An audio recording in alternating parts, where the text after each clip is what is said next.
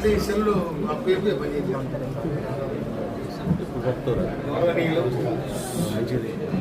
జిల్లా పార్టీ అధ్యక్షులు చివటెంకన్న గారికి, అదేవిధంగా వ్యవసాయం మరియు కోఆపరేటివ్ కమిషన్ డైరెక్టర్ చివటెంకన్న గారికి, నూతనంగా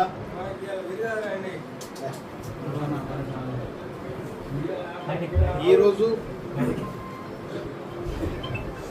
తిరుమలగిరి వ్యవసాయ మార్కెట్ కమిటీ చైర్మన్గా నియమితులైన ఎల్సోజు చామంతి గారికి, గౌరవనీయులు మండల పార్టీ అధ్యక్షుడు నరేష్ గారికి, పిఎస్సిఐ చైర్మన్ చంద్రశేఖర్ గారికి, మార్కెట్ కమిటీ డైరెక్టర్లకు, మాజీ కౌన్సిలర్లకు, మాజీ సర్పంచ్లకు, మాజీ ఎంపీటీసీలకు, మాజీ జడ్పీటీసీలకు, కాంగ్రెస్ పార్టీ జిల్లా మరియు మండలం మరియు గ్రామశాఖ అధ్యక్షులకు, గౌరవ పత్రిక, ప్రింట్ మీడియా, ఎలక్ట్రికల్ మీడియా మిత్రులందరికీ పేరు పేరున హృదయపూర్వక ధన్యవాదాలు. 2023 నవంబర్ 30 తారీఖు నాడు ఈ రాష్ట్రానికి ఎన్నికలు జరిగితే డిసెంబర్ 3 తారీఖున రిజల్ట్ వచ్చి 7 తారీఖు నాడు మన కాంగ్రెస్ పార్టీ రాష్ట్ర ముఖ్యమంత్రిగా రేవంత్ రెడ్డి గారు 11 మంది మీ స్థానికంగా ఇక్కడ తుంగతుర్తి ప్రజానికం నన్ను ఒక ఉద్యమకారుడు గుర్తించి కాంగ్రెస్ పార్టీ టికెట్ ఇచ్చింది. కాంగ్రెస్ పార్టీ టికెట్ ఇస్తే తుంగతుర్తి ప్రజానికం బ్రహ్మాండంగా 52,000 మెజార్టీతో గెలిపించడం జరిగింది. నేను వచ్చిన వెంటనే ఈడ బీఆర్ఎస్ మున్సిపల్ ఉండే చైర్మన్ ఉండే కాంగ్రెస్ చైర్మన్ చేయడం జరిగింది. అదేవిధంగా మోత్కూర్ మున్సిపాలిటీ ఉండే, అది కూడా బీఆర్ఎస్ ఆధ్వర్యంలో ఉండే, దాన్ని కూడా కాంగ్రెస్ కోసం చేయడం జరిగింది. 7 మంది సింగిల్ విండో చైర్మన్లు కూడా మన రిక్వెస్ట్ మీద, పార్టీ మీద అభిమానం ఉండి 7 మంది సింగిల్ విండో చైర్మన్లు కూడా నా మాట మీద గౌరవం పెట్టుకొని కాంగ్రెస్ పార్టీలో చేరడం జరిగింది. వీళ్ళందరూ కూడా నేను హృదయపూర్వక ధన్యవాదాలు తెలియజేస్తా ఉన్నా. ఈ రోజు నాడు ఇలా ఎల్సో నరేష్ కూడా కాంగ్రెస్ పార్టీకి ఛానల్గా సర్వీస్ చేస్తూ ఉన్నారు. గత 10 ఏళ్ళుగా ఎన్ని ఇబ్బందులు అయినా కూడా నిలబడి కలబడి నిలిచిన వ్యక్తి. అందుకోసమని ఇవాళ తన సహచరిణి అయిన ఇది మార్కెట్ కమిటీ చైర్మన్గా చామంతిని నియమించడం జరిగింది. ఈ చైర్మన్ నియామకానికి గౌరవనీయులు మన ముఖ్యమంత్రి రేవంత్ రెడ్డి గారు, గౌరవనీయులు వ్యవసాయ శాఖ మంత్రులు తుమ్మల నాగేశ్వరరావు గారు, గౌరవనీయులు ఈ జిల్లా మంత్రివర్యులు నీటిపారుదల మరియు సివిల్ సప్లై శాఖ మంత్రులు గౌరవనీయులు ఉత్తమ్ కుమార్ రెడ్డి గారు, నల్గొండ జిల్లా మంత్రివర్యులు రోడ్డు భవనాల శాఖ మంత్రులు గౌరవనీయులు కోటిరెడ్డి వెంకరెడ్డి గారు, పిసిసి అధ్యక్షులు గౌరవనీయులు మహేష్ కుమార్ గౌడ్ గారు, గౌరవ మన పార్లమెంటు సభ్యులు చామల కిరణ్ కుమార్ రెడ్డి గారు, గౌరవ జిల్లా పార్టీ అధ్యక్షులు చివటెంకన్న గారు అందరూ సహకరించి నా మాట గౌరవించి నా మీదలో పెట్టడం జరిగింది. కనుక నేను ఆ నిర్ణయం తీసుకోవడం జరిగింది. చామంతి ఇవాళ ఇది జనరల్ మహిళా సీటు అయినా కూడా మన అభిషేక్ రెడ్డి గారు ఇది కూడా 4 మార్కెట్ కమిటీలు ఉంటే మరి ఈ మార్కెట్ కమిటీ బీసీలకు ఏమని చెప్పి అభిషేక్ రెడ్డి గారు సీనియర్ కాంగ్రెస్ నాయకులు, వాళ్ళ నాన్న దాదాపు 30 ఏళ్ళుగా కోడూరు గ్రామానికి సర్పంచ్ చేయడం జరిగింది.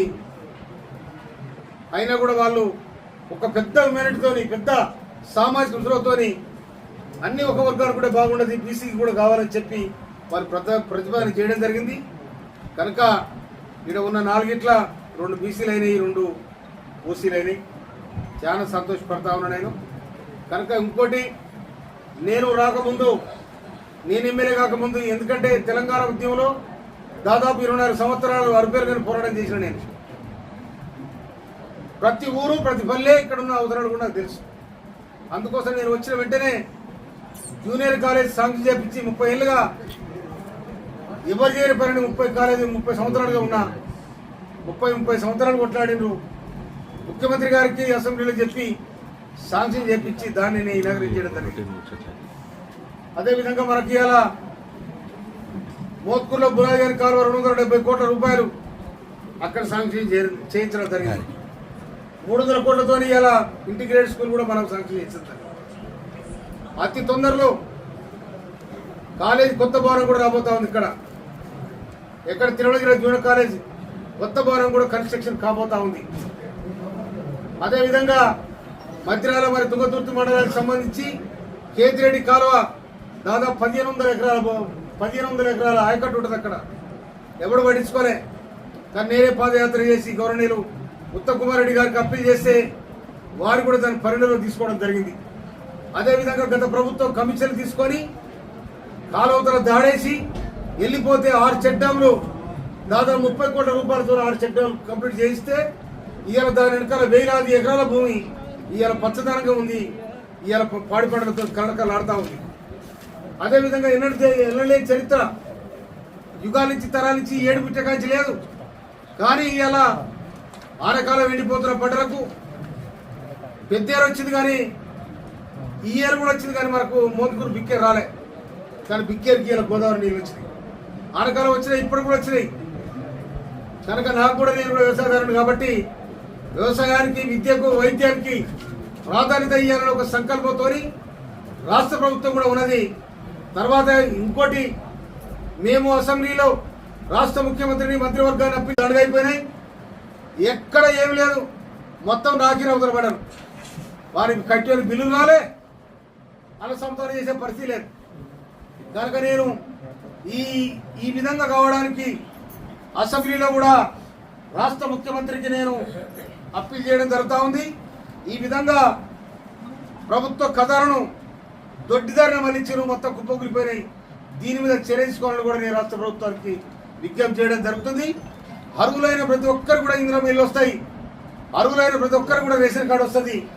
ఇందిరమ్మ రాజ్యంలో పేదలకు, బీదలకు, హరిజన గిరిజనులకు, బీసీలకు, వెనకబడ్డ ఓసీలందరికీ కూడా న్యాయం జరిగింది ఇందిరమ్మ రాజ్యంలో. అందుకోసం ఇవాళ రేవంత్ రెడ్డి గారు, వారి మంత్రివర్గం బ్రహ్మాండంగా ఇవాళ మహిళల పేరు మీద ప్రతి ఒక్కరు కూడా ఇవాళ సంకల్పించడం జరిగింది. ఇవాళ సన్నబియ్యం వేయడానికి కూడా ప్రభుత్వం ప్రణాళిక సిద్ధం చేయడం జరిగింది. మహిళలకు ఇలా ఉచితంగా బస్సు ప్రయాణం ఉచితంగా ఉన్నది. అదేవిధంగా 200 యూనిట్ల వరకు కరెంటు కూడా ఫ్రీ ఉన్నది.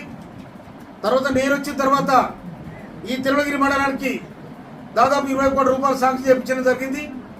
అదేవిధంగా మోత్కూరు మండలానికి 25 కోట్ల రూపాయలు శాంక్షన్ చేయించి ఆ అధ్వానమైన రోడ్డును ఇవాళ మొత్తం బంగారంగా చేయడం జరిగింది. ఆ రోడ్డును కూడా అందుకోసమని నేను ఈ ప్రాంత బిడ్డను కాబట్టి, ఈ ప్రాంతంలో ఉన్న స్థితిగతులు నాకు క్షుణ్ణంగా తెలుసు కాబట్టి, ఇంకోటి నేను వచ్చిన తర్వాత బిక్కెట్లే ఇళ్లకు కానీ ప్రభుత్వ కన్స్ట్రక్షన్ ఏదైతుండో వాటికి ఇసుక కూడా పర్మిషన్ ఇవ్వడం జరిగింది. దాని అక్రమంగా లారీలల్లా తోలకపోయి లేదని ఎన్నికలు చెప్పినా ఈనాడు కూడా చెప్తున్నా నేను.